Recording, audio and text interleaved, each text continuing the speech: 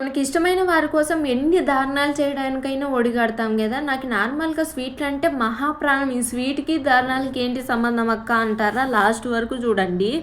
ఇవాళ నేను కారాలు కాల్చానండి. అయితే ఎప్పుడో ఈ సంక్రాంతి వీడియోస్‌లో తీపి కారాలు అనే వర్డ్ విన్నాను. అది మైండ్‌లో అలాగే ఫిక్స్ అయింది. నిన్న కారాలు కాలుస్తున్నప్పుడు ఆ వర్డ్ గుర్తొచ్చింది. సరే అని జెప్పేసి ఓన్లీ కొంచెం సాల్ట్ ఏసి ఆ కారాలు కాల్చి పక్కన పెట్టానండి.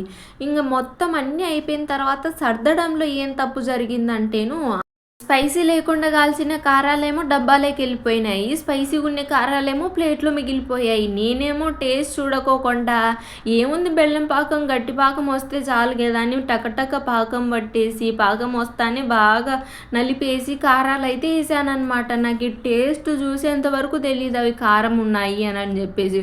ఇంగ టేస్ట్ అయితే రకరకాలుంది. ఉప్పగా, కారంగా, తియ్యగా అబ్బబ్బబ్బబ్బా! ఇంగ దాన్ని మించి ఈ లడ్డూల్ని గుండ్రాయితో కొట్టుకొని తినాల్సొచ్చిందండి. అయినా గూడా వదిలిపెట్టలేదు. కొట్టుకొనైనా తినేసాననమాట అంత పిచ్చి.